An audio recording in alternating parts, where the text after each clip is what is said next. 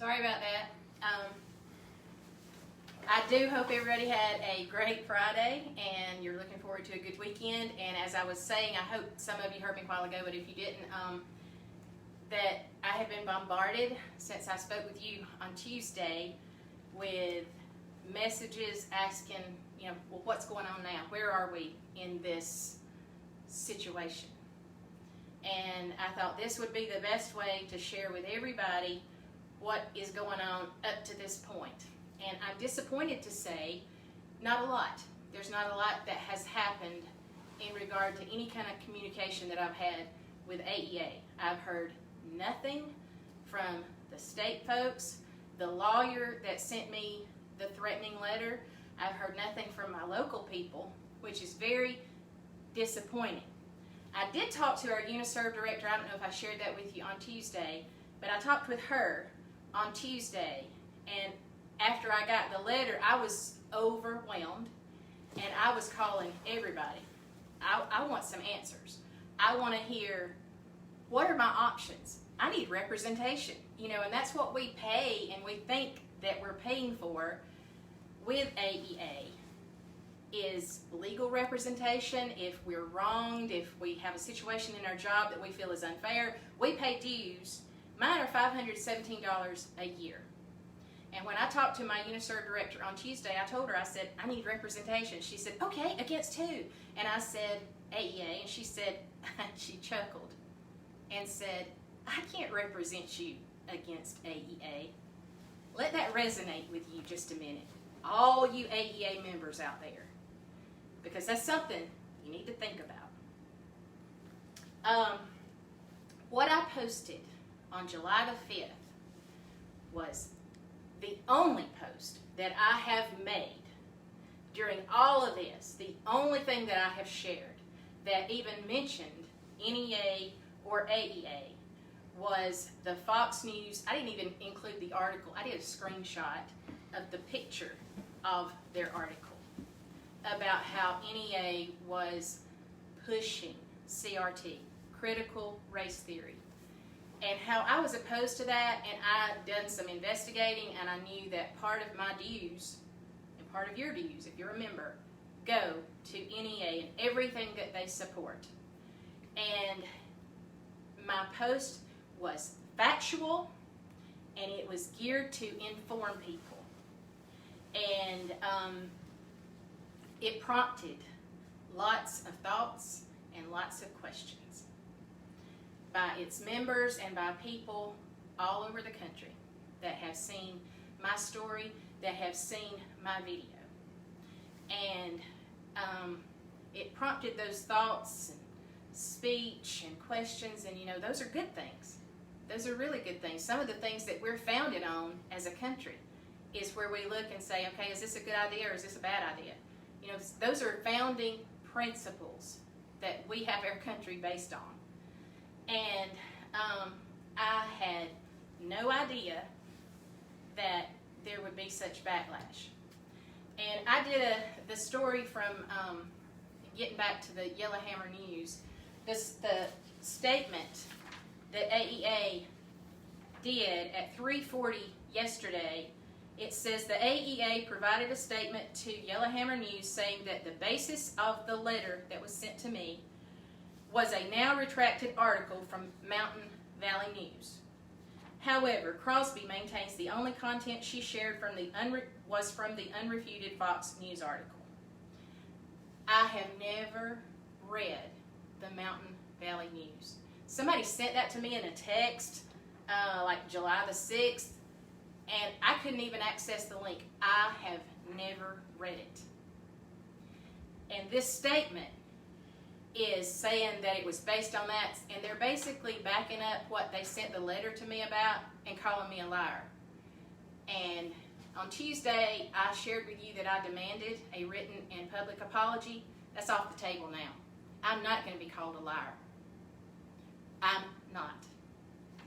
And the last statement, now get this, in its response to Yellowhammer News, the union, AEA, added, as always, AEA is committed to public education in Alabama. Now let me translate what I interpret that as saying, it's committed to public education in Alabama as long as you go along with what they want you to go along with. As long as you pay your dues, and as long as you agree with what they think you need to think, they support you. And like I was saying, I had no idea of the backlash, the threatening tone of that letter. And I described to somebody yesterday that, you get that feeling like you're on a big tall tree and you're out on this real kind of shaky limb and you find yourself all by yourself. And that's kind of a scary feeling. And, somebody threatens you, and it's always really overwhelming when you're accused of something you didn't do, which is where I find myself. And I'm on this big tall tree all by myself on this limb, but I have had hundreds of calls, texts, messages, and I want you to know that I have read every one of them. And they have touched me and encouraged me the last few days. And I'm in that tree, but I look down and I see all of you. Thank you. Thank you from the bottom of my heart. Me and my family appreciate you guys so much. And we appreciate you sharing this, because people need to know. People need to know. Now, I get a little emotional when I'm talking about that, but don't let that detract from me and where I'm standing on this. Don't let that be a sign of weakness, because my hashtag going forward in all of this is standing. And that is where we are in our country, in Alabama, and wherever you're watching this from. You got to stand, because yes, I posted something that I felt strongly about. And yes, this letter was addressed to me. But like I posted the other day, take my name off of it, put yours there. And it may not be about education. It may be your workplace. It may be about something else that you feel strongly about. And yeah, they're the ones that continue calling me out and saying that I'm not truthful, basically calling me a liar. And I'm still very upset about that. But again, the strength that I have going forward has not been deterred. Now, I didn't seek this rollout. I sent somebody the other day, they sent such a precious message, and I said, I feel like I have been launched up on a platform that I never asked for. And my prayer going forward is that God would give me wisdom, that He would guard my speech, that He would guard everything that I say and do, and let it be for His will to be accomplished and for justice and right to prevail. All those things were addressed to me, but let me tell you, it's about you as well. And what I stood up against and what I opposed was critical race theory being taught in our schools. I'm 100% opposed to that. And if you're not informed about what CRT is, it's the buzzword and the big thing that everybody is talking about right now. You need to educate yourself, do some research on it. And it's about opposing that. It's about free speech.